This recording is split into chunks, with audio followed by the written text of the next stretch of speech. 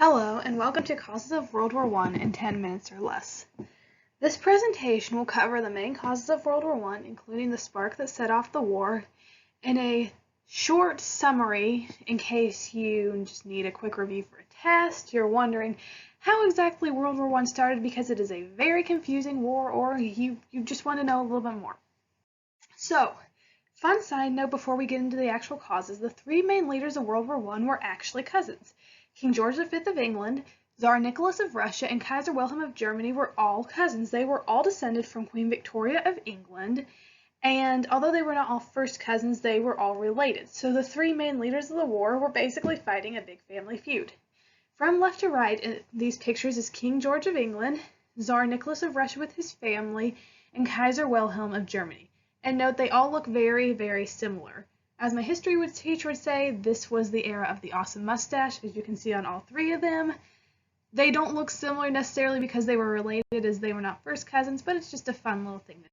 Okay, so there were four main causes of World War I, and they actually spell MAIN. That's the acronym for them. So if you're trying to remember them for a test, remember MAIN, because they were the four main causes of World War I.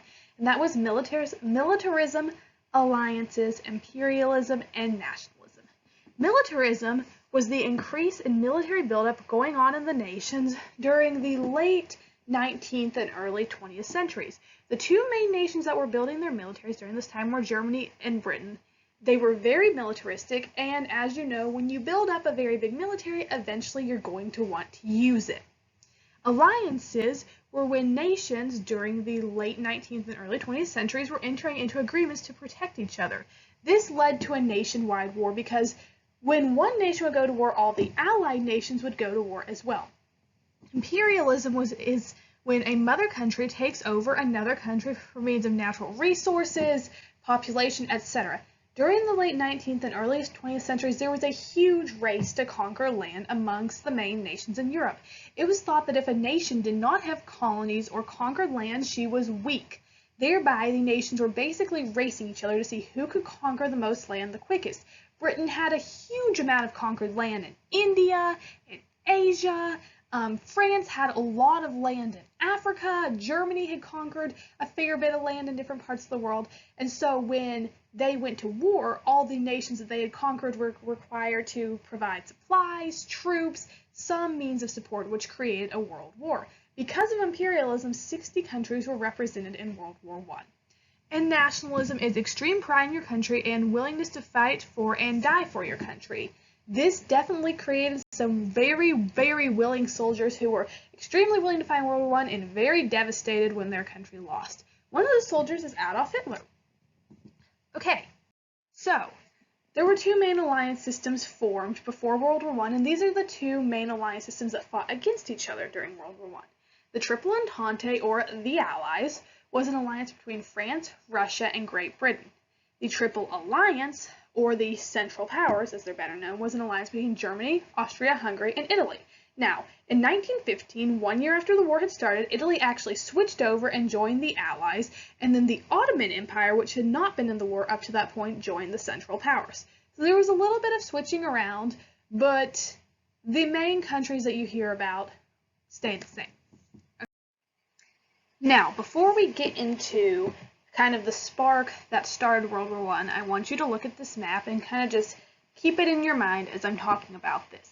So, in the very middle, you're going to see Austria-Hungary surrounded by, or not surrounded by, but on the bottom there are some Slavic nations including Serbia, Romania, Bulgaria, Montenegro, Albania, and although you cannot see it in this map, Bosnia. Bosnia was very important because the Bosnian crisis was the spark that led to World War I. Okay, so what exactly was the Bosnian crisis? The Bosnian crisis happened in 1908 when Austria-Hungary annexed the countries of Bosnia and Herzegovina. This means that she came in and she took them for herself. The reason you do not see Bosnia in the previous map is because when she took Bosnia, she basically made her a part of Austria-Hungary. Now, this annexation made Serbia, which is located right next to Bosnia, as well as Austria-Hungary, very mad. Why? Serbia wanted to create a Slavic kingdom or empire called Yugoslavia with the nations of Bosnia, Herzegovina, Montenegro, Albania, all those little Slavic nations you had seen kind of clustered around Serbia and Austria-Hungary. So Bosnia's annexation was a roadblock in this plan, especially as Austria-Hungary was significantly larger and more powerful than Serbia. This annexation also made Russia very mad. Why? Russia saw the Slavic nations, including Bosnia, as her backyard. Austria-Hungary wasn't supposed to be in there. She was not allied with Austria-Hungary, she did not like Austria-Hungary, and she did not want her in her area. So, this led to a situation of rising tension and hostilities as these nations were kind of just eyeballing each other to see what was going to happen next. Here, you can see circled in red is where Bosnia is located. This little part circled in red is what Bosnia would have been before Austria-Hungary took her in. And the much larger area circled in yellow is what Serbia wanted to form into her Slavic nation of Yugoslavia. So, the spark that started World War I was the assassination of Archduke Franz Ferdinand of Austria-Hungary. Okay, background. Even though Bosnia is now a part of Austria-Hungary, Slavic nationalists, particularly Serbians, want to annex her to Serbia and kind of get that Slavic nation going. Austria-Hungary knows that the people of Bosnia want to be free of her rule. So, the ruler of Austria-Hungary decides to send Archduke Franz Ferdinand down to Sarajevo, which is the capital of Bosnia, to remind the people that they belong to Austria-Hungary now and not to do anything stupid. So, the Archduke is going to go down, he's going to meet with some people, and then he's going to go on this big parade throughout the entire city of Sarajevo and basically just remind people that they are part of Austria-Hungary. Now, stupidly, the parade route was laid out in the newspaper and the Archduke was going to ride in a convertible car, which meant everybody knew where he was going and he was very exposed. So, a Serbian terror group called the Black Hand knew about this parade and sent some members down to assassinate the Archduke while it was going on. Here is the Archduke Franz Ferdinand of Sarajevo, riding the parade, shaking hands with some people who like him.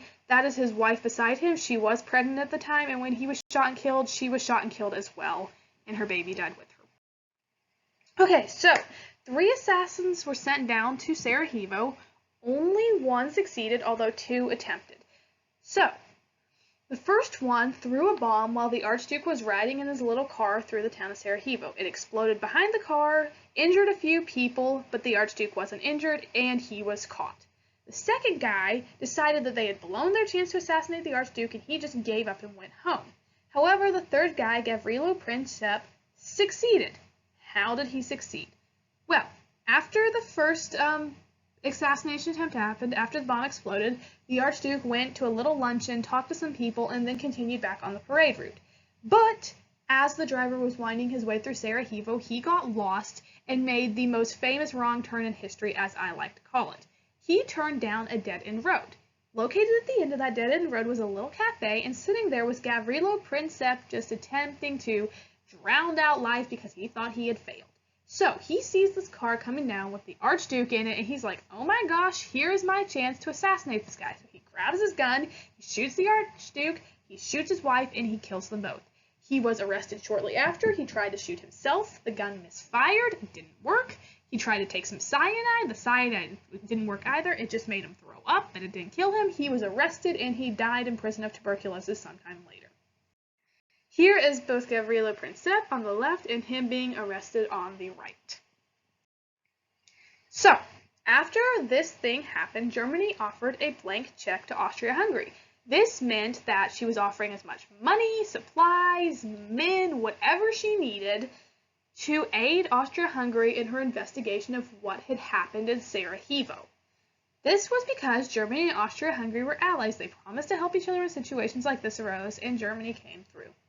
Now, Austria offered Serbia an ultimatum known now as the Austrian Ultimatum. She said Serbia must allow Austria to investigate Serbia and root out all terrorism there. Serbia refused. She knew that once Austria-Hungary came into her country, she was never going to leave again, and Serbia was going to come under Austrian-Hungarian rule as well. So she said, no way in heck are you coming in to investigate us. We swear we have nothing to do with this. We did not sanction the Black Hand. We don't know what happened. Although we're pretty sure now that she did. So, because of this, war happened. On July 28, 1918, Austria-Hungary declared war on Serbia. Then, after that, the alliance system kicked in. On July 29, 1918, Russia started mobilizing for war against Austria-Hungary because remember, they weren't allies, they didn't like each other. Then on July 3, 1918, Germany declares war on Russia and France, and she will fight with Austria-Hungary.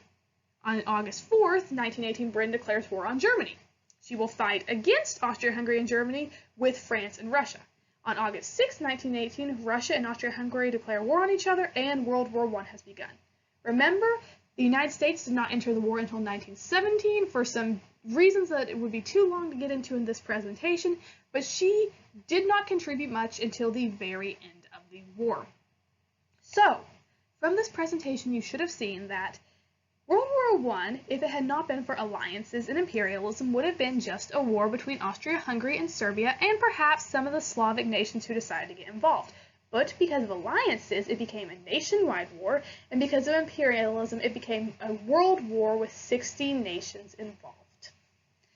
Thank you for watching this presentation. I hope it has been helpful. I hope you can use it to help you with a test, to just teach you a little bit more about World War I, whatever you need.